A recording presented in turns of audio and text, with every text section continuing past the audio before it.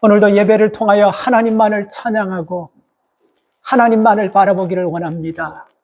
하나님, 오늘 우리에게 주시는 이 말씀을 통해서 우리가 2025년 우리 가정에, 우리 육체에, 우리의 삶에 어떤 풍랑이 닥친다 할지라도 좌초되지 않는 은혜를 경험케 하시고 하나님의 도우시는 은혜를 경험하는 저희들이 되도록 도와주시옵소서. 하나님, 오늘도 우리의 생명과 같은 귀한 말씀을 우리가 몸으로 다 받기를 원합니다. 믿어지고 깨달아지고 확신되는 은혜가 있게 하여 주시옵소서. 예수님의 이름으로 기도 올려옵나이다. 아멘. 목회하면서요, 여러 가지 많은 말씀 중에 참 많은 위로의 말씀이 된다고 한다면 송구영신 예배 때 하나님께서 내 목자가 되신다는 말씀은 참 저에게 위로가 되고 용기가 되는 말씀입니다. 그래서 저는 힘들고 어려울 때 사실 시편 23편 영어로도 그리고 한국말로도 이렇게 암기하다 보면요, 묵상하다 보면 참 마음의 평안과 위로를 받습니다. 그리고 또 하나의 말씀이 있다면 오늘 우리가 읽은 25절 말씀 중에 보면요, 하나님이 말씀하신 대로 될지어다. 제가 목회하면서 참 힘들고 여러 가지 많은 어려움들이 있을 때 하나님께서 말씀하신 대로 될 거를 나는 믿어요. 그렇기 때문에 여기까지 오는 것이고, 그렇기 때문에 제가 지금도 이 자리에 서 있을 수 있는 것이 아닌가 확신합니다. 오늘 우리 권사님 기도가 제 설교 내용하고 너무 맞아요. 지금 우리는요, 정치가, 경제가, 교육이 다 풍랑을 맞아가지고 좌초일보 직전에 있습니다. 누구도 부인하지 못해요. 그렇죠? 전부 다 여러분 언제 좌초할 줄 모르는 이런 위기 상황에 있습니다. 이게 왜 이런 좌초 직면에 우리가 왔냐면 이 중심에는요, 오늘 본문에 나오는 백부장이나 선주나 선장이나 이런 사람들이 자기 의에 도취돼 가지고 자기들이 마음대로 결정하다가 그들이 결정한 대로 우리들이 따라가다 보니까 이런 난리 아닌 난리 같은 풍랑을 우리가 지금 맞게 된 것입니다. 그래서 여러분, 지금 이렇게 보면요, 여러분들도 그 뉴스 보셔서 알 수 있지만 LA의 그 화재 한번 보면서 이거 하나님 우리에게 주시는 워닝이다라고 저는 확실하게 생각돼요. 그 엄청난 그 비싼 집들이 여러분, 그 제가 공중에서 찍은 거를 이렇게 습에서 찍은 거를 딱 보니까요, 이게 진짜 영화처럼 세트장 만든 것처럼 한 그 마을 전체가 몇 블락이 그냥 다 타버려가지고 쟤밖에 안 나와요. 근데 그 집들이 10밀리언, 20밀리언, 다 이런 집들이에요. 근데 사람들이 여러분 그 화마 앞에서 꼼짝하지 못합니다. 그리고 여러분 우리가 자기가 자기 물건을요, 그냥 마치 영적으로 보면 우리가 지금 배를 타고 가다가 태풍을 때려 맞아가지고 내가 그렇게 아끼고 내가 이거 아니면 안 된다고 그렇게 애쓰고 아꼈던 그 물건들, 그걸 지금 다 내 손으로 바다에 다 집어던지는 혼돈의 세대, 카오스의 같은 세대를 지금 우리가 살아가고 있어요. 그래서 여러분 우리는 2025년 이거 아셔야 됩니다. 우리가 2025년을 항해할 때 콧노래 부리면서 잘 될 거라고 여러분 우리는 믿고 의지하면서 가지만 우리도 내가 아닌 다른 사람이 선택에 의해서 내 자신도 모르게 그 풍랑의 핵심 속으로 나도 빠져들어갈 수 있다는 거. 내 잘못이 아니라 지금 여러분 우리가 예를 들어서 버스를 타고 가다가 버스 운전사가 졸아가지고 길을 들이받아버렸으면 그 버스 운전사만 다치면 되는데 버스 탄 사람이 다 다치버리지 않습니까? 지금 우리는 그런 위기 가운데 지금 살아가고 있어요. 지금 이 배를 타고 가는데 이게 지금 풍랑을 때려 맞아가지고 이게 지금 좌초 직전에서 막 살아보려고 막 이런 가운데 지금 우리는 들어가 있다라는 것입니다. 그래서 저는 이거 하나는 확신해요. 우리가 어떤 풍랑과 2025년 어떤 태풍을 때려 맞는다 할지라도 25절 말씀처럼 나는 하나님이 하신 말씀대로 될 줄 믿습니다. 믿으시기 바랍니다. 우리 가정 태풍으로 때려맞을 수 있습니다. 건강 태풍으로 때려맞을 수 있습니다. 사업장도 태풍으로 때려맞아서 접어버릴 수가 있어요. 그러나 여러분, 나는 하나님이 하신 말씀대로 될 줄 믿습니다라고 그 믿음 가지면요, 오늘 이 본문 속에서 때려맞더라도 좌초되지 않고 우리가 가지고 있는 재물들은 손해보더라도 우리의 생명은 하나님이 지켜주신다는 사실을 꼭 기억하시기 바랍니다. 그래서 여러분, 우리는요, 이 본문 속에서 하나님께서 말씀하신 대로 된다는 이 믿음을, 이 말씀을 오늘 얘기해 주시는 말씀으로 받으시기 바랍니다. 성경 66권은요, 심플합니다. 하나님께서 말씀하시니 말씀대로 되었다라는 것. 빛이 있으라 하심에 빛이 있었습니다. 아브라함에게 복되라고 하시면 아브라함이 복되었습니다. 이삭에게 복되어라 하니까 이삭이 100배 복을 받았습니다. 야곱에게 복된 인생이 되라 하니까 이스라엘로 바뀌었습니다. 하나님께서는 열려지라고 하면 열려졌어요. 닫히라고 하면 닫혀졌어요. 무너지라고 하면 무너졌어요. 하나님께서 은혜를 주신다면 은혜를 주시는 것입니다. 그래서 우리가 여러분, 어떤 일이 있어도 하나님 말씀 붙잡으면요, 태풍 눈 안에 들어갈다 할지라도 우리가 좌초는 되지 않는다는 걸 꼭 기억하시기 바랍니다. 오늘 이 본문은 바로 그 말씀이에요. 사도 바울이 여러분, 로마로 가다가 사도 바울 혼자만 가는 것이 아니고 276명이라는 사람들이 배를 타고 가다가 좌초를 만났어요. 큰 풍랑을 만났습니다. 근데 이 모든 것을 누가 결정하냐면요, 배 주인인 선조와 선장과 그리고 사도 바울을 로마까지 이끌고 가는 그 장교, 백부장이라는 장교, 그러니까 군인들도 100명을 싣고 거기에 민간인들도 176명을 싣고 짐과 이런 모든 것들을 가지고 로마로 가고 있는 거예요. 그런데 여러분, 결정을 누가 했냐면요, 이런 선장과 선조와 백부장 이들이 하면서 여러분, 태풍 속으로 들어가는 결정을 해버렸다라는 것입니다. 그러니까 그 배에 탄 사람은요, 무슨 잘못이 있겠습니까? 선택권도 없이 여러분, 그들을요, 그 몇몇 사람들이 자기 의에 의해서 자기들이 결정해서 자기들의 촉으로 자기들의 생각으로 결정해서 그 결정한 결정이 본인들이 죽으려고 결정한 거 아닌 거 아시죠? 그죠? 선장, 선주, 백부장도 다 나름대로 여러분, 로마에 빨리 가려고 하고 안전하게 가려고 하고 돈 벌려는 목적하에 그렇게 여러분 한 거예요. 그렇기 때문에 자기들이 목숨을 잃으면서까지 태풍을 뚫면 절대로 그런 여러분 대가와 희생은 치르지 않습니다. 안전하게 하려고 판단하고 한 것이 결국 여러분 자기 의와 자기 판단으로 결정했다가 정말 좋지 않은 결과를 맞이할 수밖에 없었던 것입니다. 자, 여러분, 오늘 이 15절, 17절 말씀을 보면요, 우리가 두 단어가 반복되는 단어가 나오는데 쫓긴다라는 단어가 나와요. 15절, 배가 밀려 바람을 맞춰갈 수 없는 대로 두고 쫓겨가다가, 17절, 연장을 내리고 그냥 쫓겨가다가. 쫓겨간다는 것이 뭡니까? 내가 원하는 대로 간다는 걸 쫓겨간다고 하지 않잖아요. 그렇죠? 나는 동쪽으로 가려고 그 운전대를 딱 잡고 있어요. 근데 여러분, 계속해서 주변에서 상황과 여건과 환경들이 동쪽이 아닌 동쪽과 정반대는 서쪽으로 잡고 가는 거예요.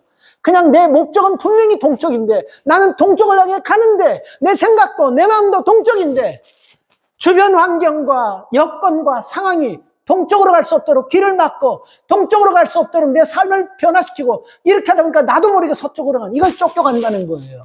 그러니 얼마나 안타깝습니까?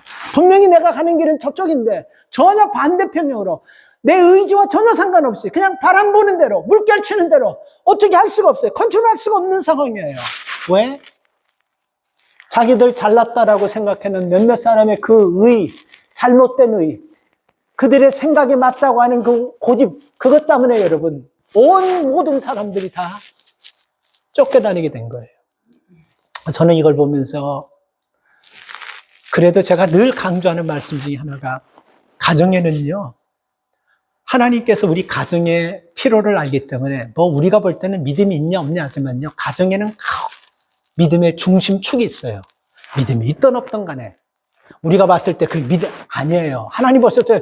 그래도 그 한 사람 때문에 여러분 가정이요 방향을 잡고 우리가 잘못된 길로 갈 때 그 한 사람을 통해서 하나님께서 방향을 잡게 하시고 올바른 길로 가게 하시면 믿으시기 바랍니다. 그분들이 오늘 이 자리에 예배하는 여러분들이라 되시기를 주의 이름으로 축복합니다. 자, 이런 상황에서 여러분, 자기 의지도 자기의 관계도 없이 부는 대로 막 갈 때 가더라도 여러분 안전하게 가면 상관없어요. 그냥 편안하게 삶의 어떤 위기의식을 안 놓고 그렇게 간다면요, 뭐 그냥 저쪽 갔다가 돌아오면 돼 이러는데, 이게 삶의 목숨이 왔다 갔다 하는 수준에서 쫓겨서 내 의지와 전혀 상관이 없이 그렇게 목숨이 왔다 갔다 하는 사선을 막 넘는 거예요. 그러면서 왔다 갔다 할 때는요, 사람이 불안하는 거예요. 그러니까 살았다고 말할 수가 없네요. 다 죽은 거나 마찬가지예요. 그래서 오늘 본문에도요, 이 사람들 다 죽은 것 같다 그런 얘기를 말씀하고 있습니다. 왜 하나님께서 사도 바울이 로마에 잘못도 없는데 복음을 전하다가 로마로 가게 하시고, 그리고 그 배에는 270명의 모든 사람들이 그 다 타가지고, 왜 사도 바울만 좀 고통을 안 당하게 하면 좋은데 바울도 어쩔 수 없이 다 276명처럼 똑같이 고통을 당하게 하시는 이유가 뭘까요? 오늘 이 말씀을 통해서 여러분, 우리가 이거 아셔야 돼요. 우리가 여러분 잘못 선택했을 때요, 하나님께서는 우리 삶에 잘못 선택한 것을요, 우리가 영적으로 깨어서 믿음으로 살려가면요, 누구를 통해서 가르쳐줘도 꼭 가르쳐 줍니다. 꼭! 이거 개런티야. 이거 100%예요. 우리가 안 받아들이는 거예요. 이거 분명히 하나님께서 이 사람을 통해서 이 말은 안 받아들이는 거예요. 100%입니다. 그냥 두지 않아요. 여러분, 제가 잠깐 전에도 말씀드리니까 LA 그 사건을 통해서 지금 미국이 다 실망하는 거예요. 그렇게 평생을 벌어가 돈 벌어 그렇게 집이 싹 다 그냥 잿더미가 되는 걸 보고요, 얼마나 사람들이 회의를 많이 하겠어요. 돈 하면서 그렇게 살았던 사람이 가장 좋은 동네, 최고의 고급 동네는 여기는 안전할 거라고 해서 수많은 돈을 들여서 집을 줬는데, 그 화마에 손가락 하나 까딱 못하고 싹 다 그냥 잿더미가 될 때 얼마나 사람들이 회의감을 느꼈습니까? 저는 그게 미국뿐만 아니라 전 세계 돈 있다고 자랑하는 사람들에게 주는 경고라고 저는 생각합니다. 워닝이라고 생각해요. 그래서 하나님은요, 이런 태풍을 때려가지고 이 배에 탄 사람들, 자기 멋대로 결정하고 자기 멋대로 가는 사람들을 하나님께서 경고도 하지만요, 이 불을 통해서라도 하나님은 경고도 하시고, 그리고 몇 년 전에 그 사드라는 거 있지 않습니까? 참, 눈에 보이지 않는 그 바이러스가 이 지구상에 얼마나 많은 사람을 죽였습니까? 우리는 앞으로 이제 그런 질병은 다시는 안 올 거라고 생각하는데 아닙니다. 이보다 더 센 놈이, 종자가 변형을 위해 더 센 것이 여러분 우리에게 올 확률이 더 많으면 더 많았지 없진 않다는 거. 그런데 하나님은 이런 것을 통해서 우리에게 워닝하시고 경고한다는 거 아셔야 돼요. 성경에는요, 말 못하는 짐승을 통해서도 그 어용 선지자, 그 잘못된 선자를 강력하게 경고합니다. 발람이라는 선지자가 있는데 민수기 22장에 보면요, 발락이라는 모압 왕이 발람이라는 선지자를 불러가지고 이스라엘 백성을 저주하라고 그래요. 안 한다 그래요. 왜 내가 이스라엘도 저주합니까? 금을 주고 은을 주고 막 바리바리 싸가지고 주면서 이거 하면 이거 주겠다 할 때 돈에 넘어가 버려요. 그래서 나귀를 타고 저주하려고 가는데 갑자기 나귀가 가다가 바깥길로 나가버리는 거예요. 이 길인데 일로 가지 않고 이쪽으로 막 가는 거예요. 가다가 왜 일로 가냐고 나귀를 때리니까 나귀가 거기 서가지고 더 이상 가지 않는 거예요. 그래서 또 때리니까 또 거기서 계속 있는 거예요. 그래서 나귀가 이제는 주저앉아 버려요. 그러니까 화가 나서 발람 선지자가 나귀를 큰 막대기로 때리려고 하니까 나귀가 말을 해버립니다. 내가 뭘 잘못했길래 왜 때리는 겁니까? 바로 그 나귀 입에서 말이 나오는 순간 발람 선지자가 눈이 딱 열려진대. 그 뒤에 하나님의 천사가 큰 칼을 들고 발람 선지자 목을 끊어버리려고 거기 서 있는 거를 그때 딱 보면서 발람 선지자가 깨달았던 거예요. 하나님은 말 못할 짐승을 가지고도 깨닫게 했습니다. 우리가 마태복음 26장에 보면요, 베드로가 예수님을 저주하고 부인한 가운데서 닭이 울어버렸는데 통곡하고 울어버렸어요. 아이러니하게 누가 여러분 베드로를 깨우쳤냐면 사람이 아니고 닭이 깨우쳐줬어요. 희한하지 않습니까? 우린 여러분 닭을 아주 우습게 여기는 경향이 있어서 뭐 닭대가리 그러는데, 닭대가리가 뭐든 간에 여러분 우리 삶 가운데 우리가 선택하는 것에서 잘못 선택하고 잘못 행동하고 잘못 말하고 잘못 결정할 때마다 그 나귀가 우리에게 이렇게 하면 안 돼요, 이렇게 하면 잘못돼요, 그런 사람이라, 그런 짐승이라도 안에 있었으면 좋겠습니다. 우리가 얼마나 잘못 선택한데도 불구하고 자연을 통해서, 사람을 통해서, 이런 짐승을 통해서라도 얘기하는데 안 들을 때가 있지 않습니까? 바로 그 안 들을 때, 바로 그걸 때문에 태풍을 센 것을 때려가지고 깨닫게 하시는, 이게 우리가 잘못 선택했다는 걸 깨닫게 하시는 거예요.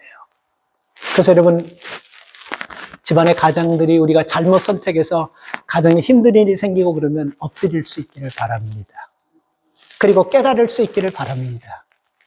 나 혼자 때려 맞는 것이 낫지 온 가족이 그 아픔을, 고통, 그 태풍 속으로 들어가서 온 가족이 다 고통당하지 않도록 믿음의 가장이, 기도하는 사람이, 신앙의 일만이라도 있는 사람이, 하나님 말씀을 조금이라도 깨닫는 사람은 엎드려 무릎 꿇고 회개할 수 있기를 바랍니다. 그래야지만 살아나는 거예요. 저는 여러분 이런 사건을, 광풍을 통해서 주는 이유는 크게 두 가지라고 생각해요. 이건 굉장히 저는요, 오늘 개인적으로 몇 사람에게 맞춰서 좀 얘기하려고 그래요. 이 태풍을 통해서 여러분 깨닫게 하시고자 하는 사람은 누구냐면 백부장과 선장과 선주, 이 지도자들, 이 사람들을 깨닫게 해서 하나님께서 태풍을 줬다고 저는 생각합니다. 우리가 여러분 27장 전체를 보면요, 사도 바울은 로마로 가기에 앞서서 이렇게, 예를 들어서 우리가 이렇게 쉽게 생각하면 돼요. 우리가 지금 배를 타고 델라웨어에서 뉴욕까지 가려고 하면 우리가 어디를 거치는 것이 제일 빠릅니까? 필라를 거치고 뉴저지를 거치고 뉴욕으로 가는 거예요. 그렇죠? 이보다 더 빠른 길은 없어요. 그죠? 근데 우리가 이렇게 거쳐가는 이렇게 길이 있는데, 그 거쳐가는 여러분 길 속에서 어떤 길이 빠르고 어떤 길이 느리고, 이거는 누가 결정하는 겁니까? 전문가들이 결정해요. 많이 했던 사람들이. 그래서 여러분, 백부장은 이 군인들을 통솔하는 사람이고, 사도 바울을 데리고 가는 사람이기 때문에 백부장은 지도자지만 빼놓고 두 가지를 누가 하냐면 선장과 선주, 배주인, 이 두 사람이 여러분 결정하는 거예요. 근데 바울이 여러분 이렇게 가기 전에, 사도 바울이 여러분 고린도후서 11장 보면요, 배가 3번이나 파선하는 어려움을 당했다는 말씀이 있어요. 그러니까 이 말은 여러분 우리가 잘 해석이 필요해요. 사도 바울이 지중해를 여러 번 건넜어요. 근데 그 중에 뭐 20번, 30번 건넜을 때 그 중에 3번을 여러분 큰 태풍을 맞아가지고 위기를 당한 거예요. 우리가 이렇게 생각합니까? 3번 딱 건널 때마다 태풍 맞아. 이건 아니에요. 파손된 거 아니에요. 여러 번 복음을 전도해서 1차, 2차, 3차 수없이 그는 복음 전도하면서 배 타고 다녔어요. 근데 수없이 많은 배 타고 가면서 그는 3번이나 배가 뒤집히는 그런 위기를 경험했어요. 그래서 배 전문가는 아니지만 나름대로 노하우가 있는 사람입니다. 이것보다 더 중요한 것은 바울은 자기 느낌대로, 자기 촉대로 결정해서 사는 사람이 아니고, 그는 기도하면서 하나님 갈까요? 하나님 스탑할까요? 하나님 어떻게 할까요? 이렇게 기도하면서 하나님 음성을 듣고 가는 사람이에요. 근데 바울이 여러분 그렇게 분명히 코멘트했어요. 우리 미양이라는 곳에서 겨울을 지내고 그렇게 갑시다 할 때, 전문가 얘기가 아니니까, 선장과 선주 얘기를 딱 듣고 백부장이 결정을 go 해서 그렇게 출발한 것이 지금 이런 화근이 되어버렸습니다. 여러분, 저는요, 여러분들이 아플 때 말이에요, 저에게 먼저 찾아오기보다는 병원부터 먼저 가세요. 그리고 나서 병원 가서 진단 다 받으시고 저한테 와서 기도 부탁해죠. 충분히 기도합니다. 제가 어느 날 지난주인데 이렇게 어떤 분들하고 식사를 하는데 어떤 분이 전화를 와가지고 죽음의 잠이 뭡니까? 물어봤던 것 같아요. 근데 그분은 또 그 자리에서 저한테 죽음의 잠이 뭡니까? 이렇게 물어봐요. 굉장히 방대하고 설명이 참 어려운 얘기인데 그게 전 모른다 그랬어요. 여러분, 우리가 어려운 일을 당했으면 그 보험에 문제가 있으면 보험 전문가를 찾아가지 목사님 저를 찾아오지 마세요. 어떤 질병에 특별한 문제가 있어서 그 병원을 의사를 스페셜로 저를 먼저 갔다가 와도 된다는 거예요. 제 얘기는요. 그런데 여러분, 이런 분이 있다고 생각해 보세요. 불안하고 염려가 되고 근심이 되고 잠이 안 와요. 잠을 못 자요. 그래서 정신과 의사를 찾아가서 정신과 의사한테 얘기를 했습니다. 왜 이렇게 불안하고 그런지 내가 잠을 못 잡니다. 의사 선생님 어떻게 처방이 뭡니까? 그래서 의사가 이런저런 얘기하다가 요즘 무슨 책 읽는 거 있습니까? 아니요, 책 별로 안 좋아해요. 성경은 가끔 있습니다. 그럼 교회 다니나 보죠? 예, 교회 나가고 신앙생활도 내 나름 열심히 하려고 하면 새벽 기도도 나가고 예배도 다 나가려고 합니다. 그런데도 내가 이렇게 불안하고 염려가 돼서 잠을 못 자는데 왜 그러지 않으니까 의사들이요, 만약에 이 의사가 예수를 믿는 의사라고 한다면 저는 이렇게 했을 것 같아요. Keep going. 그렇게 계속 하세요. 그러면 언젠간 치료될 겁니다. 근데 의사가 예수를 안 믿는 아주 기독교인들을 싫어하고 아주 엔티크리스천, 믿음이 전혀 없는 아주 좋지 않는 사람이라고 의사가 뭐라 그랬어요? 그렇게 새벽 기도하면서 스트레스 받지 말고 좀 쉬고 편안하게 여유를 가지고 그리고 여행도 좀 다니고 좀 즐기세요. 이러지 않겠어요? 아닐까? 이거 제 생각일까요? 문제는 이렇게 하더라도 믿음 있는 사람들이 그 앞에서 전문가이기 때문에 그 얘기를 들어버리면 어떻게 될까요? 태풍 속으로 들어가는 겁니다. 어떤 전문가라도 하나님을 등지고 하나님과 반대되는 그런 여러분 우리에게 조언을 준다면요, 그거 들으면 안 되는 거예요. 누구 어떤 전문가라도, 백사는 전 사람이 전문가가 이런 얘기 할지라도 이게 하나님이 원하시는 것이 아니고 하나님이 기뻐하지 않는 것이라면 그 얘기를 들으면 100% 개런티합니다. 태풍 속으로 들어가게 됩니다. 여러분, 모세가 얼마나 힘들었습니까? 그냥 막 덤벼 들고 막 너만 지도자냐면서 얼마나 힘들었어요. 그럼에도 불구하고 모세가 하나님이 내게 주신 사명이고 직분이기 때문에 이스라엘 백성들을 끌고 계속 이렇게 가지 않습니까? 그때 여러분, 그렇게 그가 끝까지 했기 때문에 모세의 후계자 여호수아를 통해서 가나안까지 들어갈 수 있었다는 것입니다. 그래서 여러분, 우리가 전문가의 조언은 굉장히 중요해요. 그러나 하나님의 뜻과 위배되고 하나님의 뜻과 정반대되는 조언이라면 하나님의 뜻을 따를 수 있기를 축복합니다. 또 하나, 왜 여러분 하나님께서 태풍으로 때리냐면요, 오늘 이 본문을 보면요, 여러분, 이거는 제가 성경을 묵상하면서 제가 마음에 딱 와닿는 해석이에요.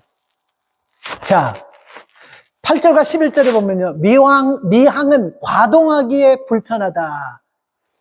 과동이라는 뜻이 무슨 뜻이냐면요, 겨울을 지나다라는 뜻입니다. 그러니까 미항이라는 섬은 겨울을 지나기에는 좀 불편하다는 거예요. 그러면서 여러분, 다른 하나를 추천하는 곳이 어딥니까? 페닉스라고 얘기해요. 그 페닉스는 겨울을 지내기 편하다고 얘기하는 겁니다. 누가 얘기하는 겁니까? 사도 바울이 얘기하는 거 아니에요.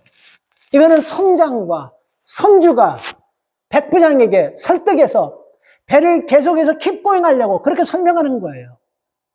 이 부분이 굉장히 중요해요. 우리가 깨달아야 돼요. 이거 알아야 돼요. 저는 이걸 보면서 선장과 선주가 이 백부장을 설명해가서 배를 계속해서 로마로 가게 하려고 이렇게 설득하는 거예요. 근데 여기서 여러분, 페닉스가 더 편하다라는 거기에는 굉장히 깊은 의미가 있는 것 같아요. 이걸 여러분들이 선주, 배 주인이 되었다고 한번 생각해 보세요. 배 주인이 되었다고 한다면 이 배가 여러분 하루라도 빨리 움직이면서 자꾸 짐 실어 나르고 사람 실어 나야 돈이 들어오는 거 아니겠어요? 그렇죠? 그렇죠? 아니에요. 이거 제가 잘못 지금 그런 거예요, 여러분. 배 주인이면요, 배를 놀리지 않고 하루라도 빨리 막 그냥 24시간 막 풀로 돌리면서라도 빨리 막 거기 가서 짐 내리고 사람 태우고 막 그래서 돈이 되는 거예요. 그래서 저는 여러분, 이 선주와 이 선장이 여러분, 백부장이 한 얘기는 여기에 저는 중점을 두고 말씀을 한번 묵상해 봤습니다. 여기에 중점을 둬봤어요. 그러니까 왜 미양이 아닌 베닉스냐 하면, 미양은 쉬기에 불편한 것이 아니고 베닉스가 좋다는 것은 이 사람들의 지금 생각은 뭐냐면 빨리 하루라도 조금이라도 로마 쪽으로 빨리 가고 싶은 거예요. 만약에 미양에서 거기서 딱 쓰다가 겨울을 나야 되는데 지금 겨울이 한 달이 될지 두 달이 될지 세 달이 될지 태풍이 언제 올지 아무것도 모르는 거예요. 요즘처럼 무슨 기상이 있는 것도 아니잖아요. 그래서 여러분 언제 태풍이 몰지 인데 전문가도 아니고 이 바울의 얘기를 듣고 그냥 거기에 미양에 머물러가지고 배가 한 달씩 두 달씩 있다고 해서 이게 누구 손해입니까? 선주의 손해고 선장의 손해인 거 아니에요? 이거 제가 잘못한 거예요? 제 사회에서 너무 좀 확대 해석하는 건가요?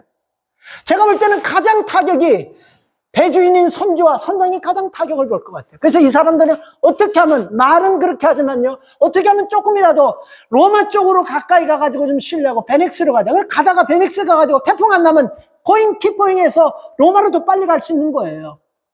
여기는 뭐가 있냐면 이 선장과 선주 마음에 이 돈에 대한 돈 욕심이 여러분 저는 있지 않았나 그렇게 생각돼요.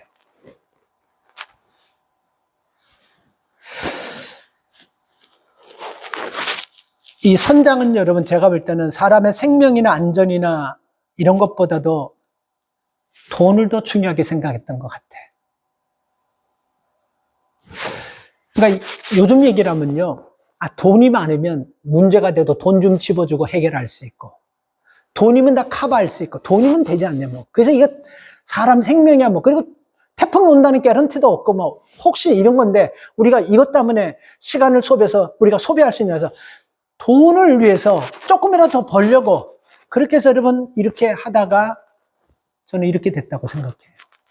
자, 그래서 여러분 이 사람들이 그 선장들이 돈을 조금 더 벌기 위해서 미양에서 서지 않고 로마와 가까운 로마 쪽으로 가는 그 베넥스라는 곳에 서가지고 이들이 자기들이 생각한 대로 그 돈 손에 집어넣습니까?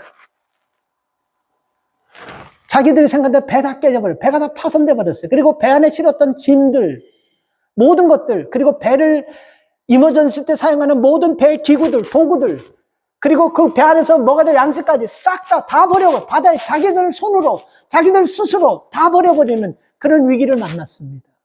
저는 왜 이 일을 하냐면요, 이것을 가만히 보면 우리가 요즘 일어나는 여러분 사건, 대형 사건들의 그 사건들 보면 그거 판박이라고 생각해요. 비슷한 유형이라고 생각합니다. 우리 알지만 세월호가 좀 오래된 사건이지만 왜 그렇게 됐습니까? 그 선주가 화물을 너무 많이 실은 거예요. 오버해서 실어버린 거예요. 그 싣고 가다가 카바도는 데서 이게 바람을 맞아보니까 쓰러져 버려. 그렇게 난리 난 거 아니겠습니까? 왜 여러분, 왜 그랬을까요? 돈 때문에 그러는 거예요. 여러분, 우리가요, 모든 것에 가만히 보면요, 다 돈이 여러분 그 끄트머리에서 귀신처럼 다 딱 버티고 있어요. 예를 들어서 여러분, 우리가 명예 굉장히 좋은 거 아닙니까? 다 명예 얻고 싶어요. 근데 그 명예 얻고, 명예 얻는 대신 돈이 한 푼 없는 명예라고 하면 누가 그 명예 목숨 걸는 사람이 있겠습니까? 성공 좋지요. 그 성공 좋아요. 그래도 성공해가지고 돈 한 푼 없는 성공이라 그러면 여러분 누가 그 성공해서 목숨 걸는 사람이 있겠어요? 다 명예 뒤에, 성공 뒤에 뭐가 있습니까? 다 돈이 딱 들어앉아 있는 거예요. 왜 아파트가 기울어집니까? 왜 다리가 여러분 끊어집니까? 부실공사 때문에요. 부실공사 왜 하죠? 돈 때문에 그러는 거예요. 여러분, 우리가 지금 무한 그 비행장 그 사건 보세요.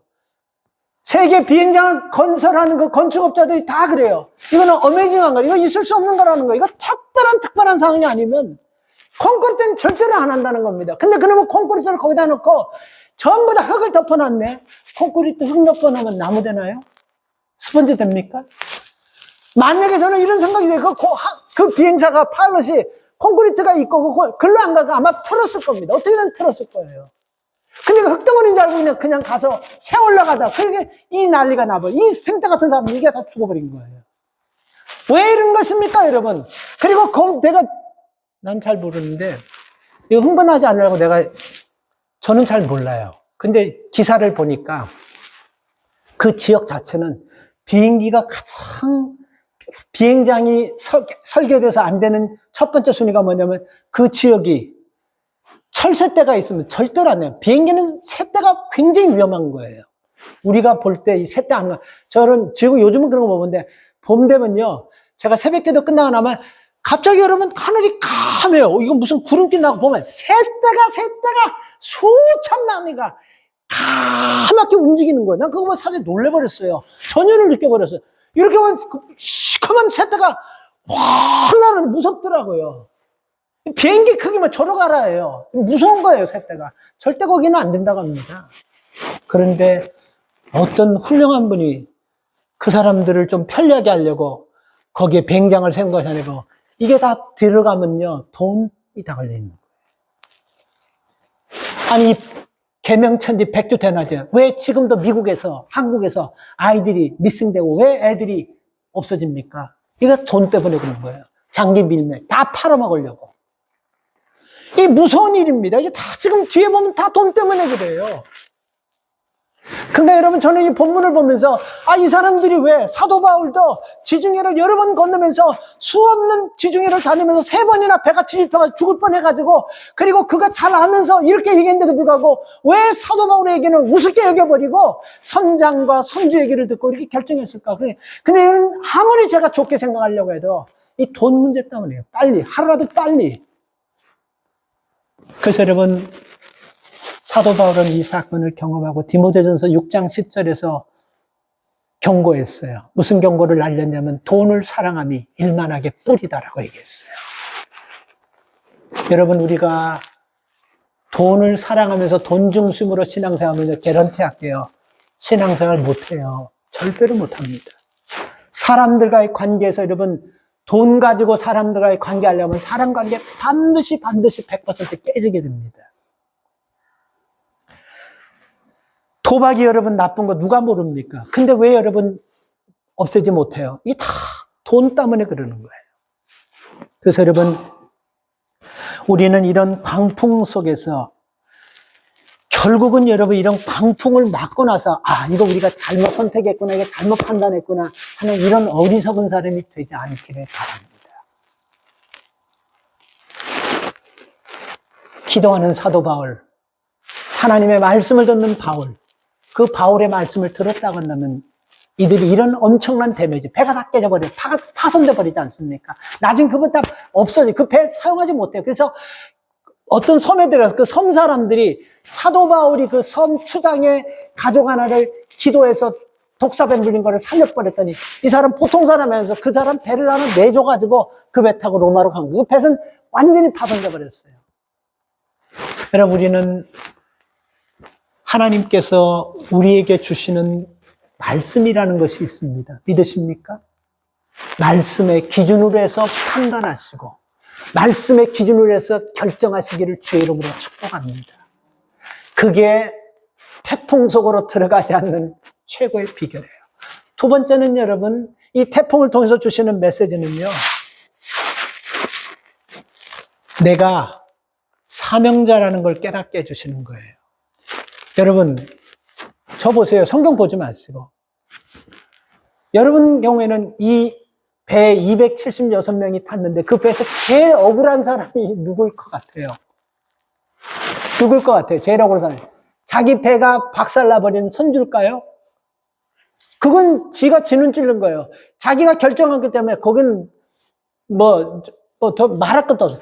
저는 사도 바울이 제일 열받고 제일 억울하고 제일 안타깝다고 생각해요. 지금 바울이 로마로 가는 이유도 여러분 죄져서 가는 것이 아니고 복음을 전하다가 이 로마 사람인 나를 재판도 안 받고 무조건 사형시키니까 이게 억울해서 난 로마 사람이니까 로마 가가지고 나는 거기서 재판만 그렇게 지금 가는 거 아니겠습니까? 복음 전하다가. 그리고 이 판단도 이 결정도 사도 바울은 분명히 스탑했어요. 안 된다고. 미항에서 쉬어야 된다고 했는데 네가 뭔데 죄수 주제에 네가 뭘 안다고 하면서 무시하고 이그노하고 전문가들이 그 아주 돈하는 그 사람들이 그것을 여러분 생각해가지고 그렇게 진행하다가 지금 이 모양이 됐으니까 제일 억울한 사람이 누구냐면 사도 바울일 것 같아요. 여러분, 우리가 인생의 태풍을 때려맞고 어려운 일을 만날 때 이거 잘 기억하십시오. 애따 모르겠다. 내가 이렇게 선한 일 하는데도 이렇게 힘들고, 이렇게 복잡하고, 이렇게 이러면, 아유, 그냥 이거 때려쳐버리겠다. 우리 이런 생각도 참 많습니다. 그러면, 그렇게 힘든 일 하다가 어려운 일을 만났을 때 내가 맡은 사명을 딱 때려쳐버리면 그 문제가 해결돼요? 절대로 아닙니다. 시간이 조금 가더라도 나누고 싶습니다. 제가 여러분, 속은 이렇게 멀쩡한 거, 겉은 멀쩡한, 속은 저도 여러 군데 하자가 많은 사람이에요. 한 20년 전에 지나간 얘기니까 여기다 계신 분들도 있고 하니까 편안하게 얘기하는데 참 그때는 너무 힘들었어요. 너무너무 힘들었습니다. 그때 제가 내가 목회 여기서 접어야 되겠다는 생각을 그때 내가 이 교회 와서 처음 했습니다. 이건 말도 안 되는 얘기로, 너무 힘든 얘기로 교회 재정을 가지고 빼가지고 어떤 분 세탁소 하는데 돈을 내가 빌려줬다고 이런 얘기부터 시작해서 말도 안 되는 얘기. 신학교를 안 나왔다고 하면서 노예 찾아가가지고 노회장님한테 내 뒷조사 다 하고 이런 막 복잡한 일이니까 너무 힘들더라고. 이런 분들 앞에 놓고 말씀을 전다는 게 내가 너무 힘들 것 같아. 그래서 내가 그때 제가 몸에 좀 어려움이 왔어요. 오랫동안 10여 년 넘게 그 증상이 있었습니다. 그래서 그때 그 사건 이후로 이 자면서 수건 하나도 못 덮었습니다. 이게 뭘 하나 덮으면 이 가슴을 꽉 누른 것 같은 너무 아프고 힘들어서 아무것도 못 덮고 아무것도 그저 헐렁한 거 옷 하나 입고 그렇게 자는 그런 삶을 오랫동안 제가 살았어요. 그게 제게는 굉장히 큰데 제가 그때 목사의 사명을 놓아야 되겠다 처음 생각했어요. 그리고 나서 기도하는데요. 하나님께서 저를 만지시면서 이런 메시지를 줘요. 목회 그만두면 뭐 할 건데? 아니, 목회 그만두면 세탁소 해도 되고, 그로서리 가게에서 일해도 되고, 이런 얘기가 막 절로 나오더라고. 준비됐듯이 막 그냥 나오는 거야. 세탁소 하든지, 뭐 세탁소 일하든지, 그래서 뭐 이런 일 하면 난 딜리버리나 운전자라니까, 뭐 이런 일들이 막 머릿속에 다 있는 거예요. 그런데 여러분, 그런 태풍 속에서 하나님이 나를 잡으시고 만지신 걸 경험했습니다.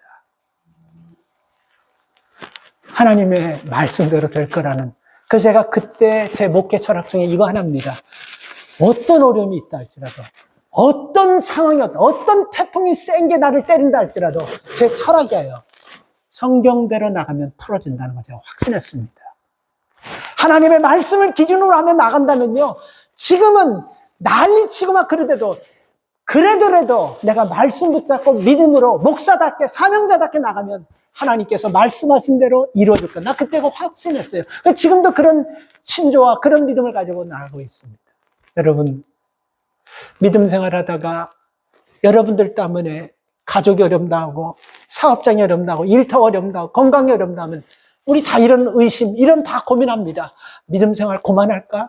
아무런 의미도 없네. 기쁨도 없고 아무런 것도 응답되지 않는데 고만할까? 오케이. 고만한들 그 문제가 해결됩니까? 고만하면 해결되는 것이 아니라 더 큰 센 태풍 때려 맞는 거예요.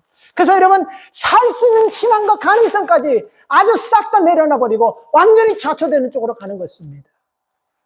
그래서 우리는 어려운 일 있을 때 사명을 놓으면 사는 것이 아니고 어려운 일 있을 때 사명을 붙잡으면 일어나게 될 줄 믿습니다. 그 사명이 일으켜주는 거예요. 우리는 하나님의 말씀이 있지 않습니까? 뭘 할지라도 하나님이 열리라고 하면 열리는 거예요. 누가 100사람, 1000사람이 다 닫아놔도 하나님이 열면 열리는 거예요. 그러나 하나님이 열어놓으시면 100사람, 1000사람이 다 닫은다 할지라도 하나님은 닫지 않습니다. 하나님이 열라고 하시면 열리는 것이고 닫으라면 닫는 것이고 하나님께서 무너지라고 하면 무너지는 것입니다. 우리는 하나님 말씀대로 될 줄 믿으시기 바랍니다. 그래서 어려울 때요, 하나님은 우리 어려움들을 내가 감당치 못할 어려움 안 주신다고 하셨지 않습니까? 감당할 만한 어려움을 주시는 거예요. 그래서 우리는 이 어려움 속에서 이걸 한번 깨달아야 돼요. 내가 사명을 놓을까 말까, 갈까 말까. 지금 이 상황이기 때문에 하나님께서 이 태풍을 날 때리는 거야. 이거 생각하시고 한번 믿음을 가지고 사명 한번 붙잡기를 주의 이름으로 축복합니다. 한번 붙잡아 보세요, 여러분. 이 파사판 아닙니까? 진짜 심각한 문제가 있다면 우리 사명부터 한번 돌아보세요. 이 사명을 자꾸 놀려가니까 하나님께서 사명을 놓는 것이 아니라 붙잡아야 되고, 태풍을 통해서 사명을 붙잡으라고 자꾸 태풍을 주는 거예요. 사도 바울이 딱 그 태풍에서 사명을 딱 붙잡으니까 사도 바울이 그 배 간 모든 사람들에게 위로의 말씀을 합니다. 여러분, 아무도 걱정하지 마. 지금 상황은 어떤 때냐면요, 14일, 2주 동안 하늘에 햇빛 하나 없고, 태양도 없고, 빛도 없고, 비가 와서 계속해서 풍랑해서 배가 지멋대로 막 다녀. 다 100% 개런티한테 다 죽는 거예요. 이런 상황에서 음식 다 버렸죠. 짐 다 버렸죠. 다 버렸어요. 배에 중요한 짐까지 다 버렸어요. 그래도 여러분, 어떤 일이 있어도 우리가 살다가 보면요, 어쩌면 집도 버려야 될 때가 있고, 어쩌면 사업장도 버려야 될 때가, 어쩌면 내가 갖고 있는 거 다 버려야 될 때가 있어요. 그러나 여러분, 사명은 절대로 버리지 마세요. 사명 안 버리면요, 하나님 다 백업해 주시고 회복해 주실 줄 믿습니다. 사도 바울이 다 거기 똑같은 상황에서 여러분, 안심하세요. 나는 하나님께서 내게 하신 25절 말씀, 하나님이 내게 말씀하신 대로 나는 될 줄 믿습니다. 우리 아무도 안 죽습니다. 배 하나만 망가지고 우리 재산만 손해, 우리 생명 다 삽니다. 이런 얘기 누가 할 수 있습니까? 사명자가 할 수 있는 거예요. 사명자가 할 수 있는 것이에요.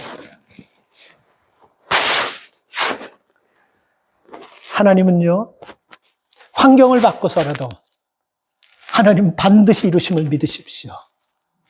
역사를 뒤집어 엎어서라도 하나님 이루시려고 반드시 이루십니다. 태풍 아니라 어떤 재앙을 통해서도 하나님은요, 요한계시록 보세요. 얼마나 무섭습니까? 7인, 7나팔, 7대접이 막 쏟아지는 그 가운데서도 하나님이 하나님의 백성을 지킨다고 하지 않습니까? 여호수아가 여러분 전쟁할 때 하나님 이놈의 족속들 다 물리쳐야 되는데 저 좀 잡아주십시오. 저 달 좀 잡아주십시오. 하나님께서 해와 달을 잡아서까지 하나님 이루시는 하나님이십니다.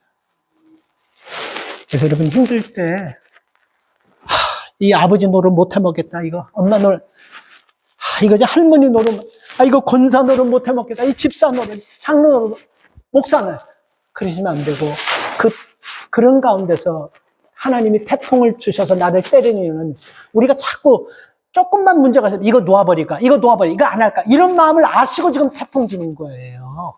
그럴 때는 태풍 딱 붙잡으면요, 모든 태풍이 사라질 줄 믿습니다. 아멘 안 하시는 거 보세요. 예, 해보자는 거예요. 그러면 하나님 나는 해봅시다, 나는. 그래, 나는 전문가 얘기 듣겠습니다. 이런 거 태풍 속으로 들어가는 거예요. 우리는 이 마지막 통에서의 세 번째 주시는 말씀은요, 하나님은 잘못한 사람을 여러분 책망하지 않습니다. 여기서 여러분 책망들을 사람이 누굽니까? 제일 책망들에서는 선주, 그 배주인, 그리고 선장, 이 돈하는 사람, 이 사람들 책망들어야 되는데 책망하지 않습니다. 22절 보세요. 내가 너희를 권하노니 이제는 안심하라. 너희 중 아무도 생명에는 아무런 손상이 없으고 오직 배뿐이다.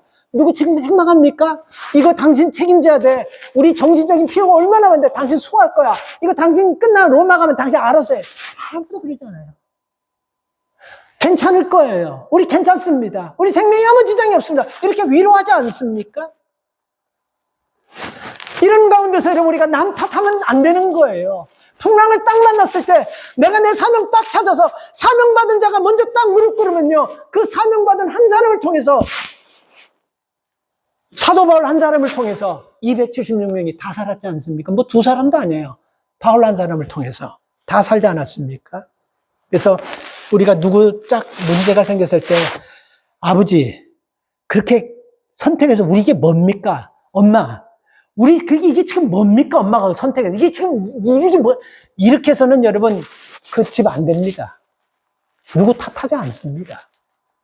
여러분, 제가 넌센스 퀴즈 하나 낼게요. 나 이걸 잘 아는 사람인데, 성경에서 최초로 부부싸움한 가정이 누굴 것 같아요?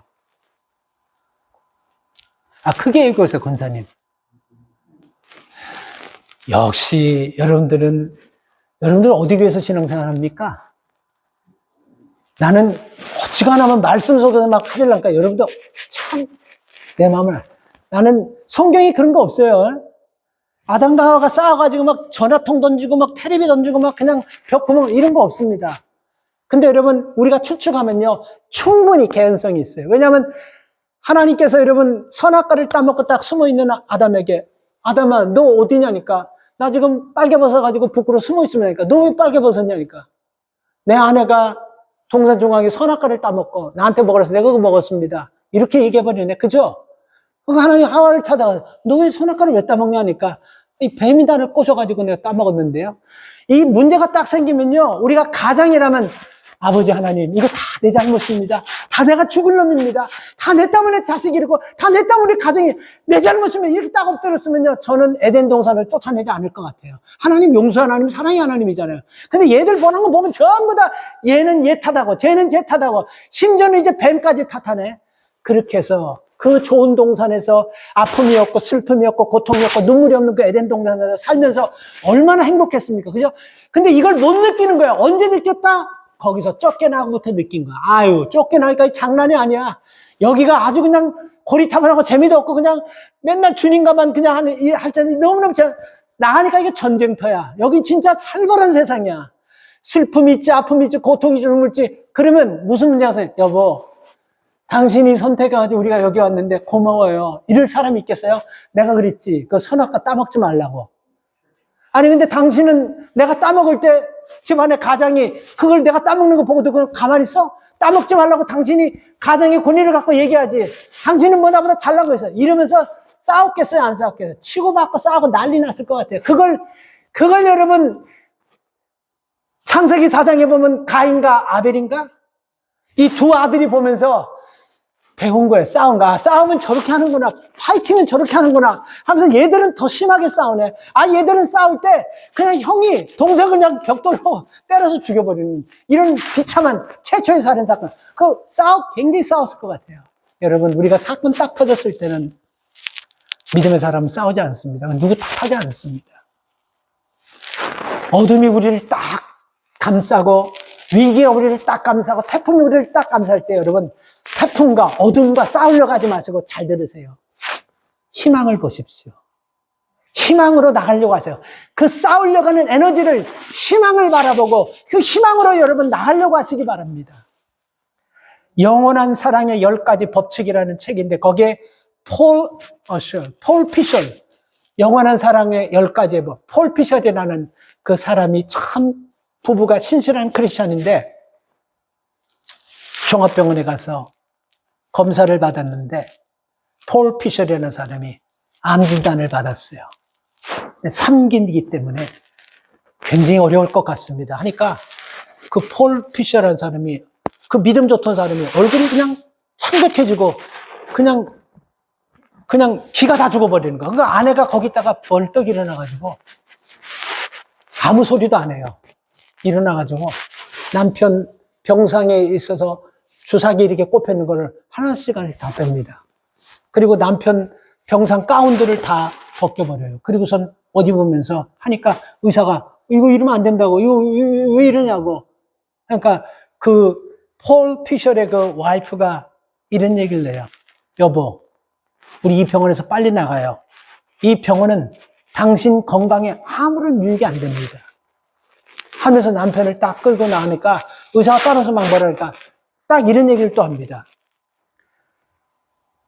더 이상 한 발자국도 내게 따라오면서 내게 아무 말도 하지 마세요. 하고선 남편 폴 피셜에게 여보, 정신 바짝 차리고 앞만 보고 걸어가. 우리 하나님 앞에 갈 거야. 그러면서 하는 얘기가 뭐냐면 여보, 진단하고 판단하고 똑같은 거 아니야. 의사가 진단한 거 하나님께서 의사가 가망 없다고 진단한 거 하나님께서 가망 없다고 하나님 판단하신 하나님 아니야. 진단하고 판단은 틀리다. 의사가 진단한 거하고 하나님이 판단한 거는 틀리다는 거예요. 이게 무슨 말인지 이해 갑니까? 태풍이 때려가지고 우리를 진단할 때는 희망이 없고 끝난 것 같지만 이거는 태풍이 하는 진단이고 우리는 하나님을 의지하면서 하나님을 붙잡고 가기 때문에 하나님이 판단하시지. 우리 생사복권은 태풍의 손에 있다고 어디 성경에 그런 말씀이 있습니까? 성경 어디 다 뒤져보세요. 태풍이 우리 생사복 간다 한다. 누가 그런 말이 어디 있습니까? 우리 생사복은 태풍이 판단하는 거 아니에요. 태풍이 진단하는 거 아니에요. 하나님이 진단하고 하나님 판단하시는 것입니다. 여러분, 올 한 해는요, 우리가 이런 인생의 태풍을 때려 맞을 때 우리 사명을 붙잡고 사명 가지고 우리의 그 인생의 풍랑을 헤쳐나갈 수 있기를 바랍니다. 바랍니다. 바랍니다. 또 하나 메시지를 가슴에 꼭 새기십시오. 276명은 서너 사람의 도움으로 다 살릴 수 있었던 거 아니에요. 딱 한 사람, 바울을 통해서 살아났습니다. 여러분은 원래 여러분 때문에 다른 사람까지 전부 다 태풍의 눈 안으로 끌고 들어가는 사람들이 아니라 태풍이 들어가는 사람들을 이를 악물고 끌어내가지고 여러분 한 사람 때문에 태풍권 밖에서 살아나는 그런 인생을 살기를 축복합니다. 이 은혜가 예배하는 우리 모두에게, 전하는 전하, 말씀 듣는 우리 모두에게 있기를 주님의 이름으로 축복합니다. 하나님 감사를 드립니다. 수없이 하나님 오랫동안 인생을 살아봤기 때문에 2025년도 순풍이 돋단 듯이 하나님 우리가 출발합니다. 그런데 중요한 것은 우리가 속한 그곳에서 하나님 의의를 자랑하는 선조나 선장 같은 그런 몇몇 사람의 판단으로 우리 자신도 예기치 않는 태풍의 눈 안으로 들어갈 때가 있습니다. 주님, 그럴 때 하나님 원망하고 하나님 부인하는 것이 아니고 내가 사명자라는 것을 깨닫고 하나님 말씀대로 될 것을 믿고 사명 붙잡으면 우리 자신도 모르게 태풍의 눈 안에서 나오게 될 줄 믿습니다. 그리고 하나님 2025년도는 내가 하나님 다른 사람을 태풍의 눈 안으로 끌고 가는 잘못된 판단을 일으키는 사람이 아니라 그 잘못된 판단 속에서 태풍에서 두려워 떨고하는 그들을 이끌어내는, 살려내는 사도 바울 같은 사람으로 살아가게 하여 주시옵소서. 오늘도 하나님 이 말씀 붙잡고 이 안에 살기를 원합니다. 우리는 하나님 부족하지만 내게 말씀하신 그대로 될 줄 나는 믿습니다. 이 믿음대로 될 줄 믿습니다. 이 말씀 붙잡고 하나님 우리 가정이 순탄하게 어려운 태풍 속에서도 하나님 침체되지 않고 빠지지 않고 하나님 우리가 목적지를 향하여 항해하고 순풍에 돛단 듯이 가는 그런 복된 생애가 되게 하여 주시옵소서. 감사드리며 예수님의 이름으로 기도 올리옵나이다. 아멘.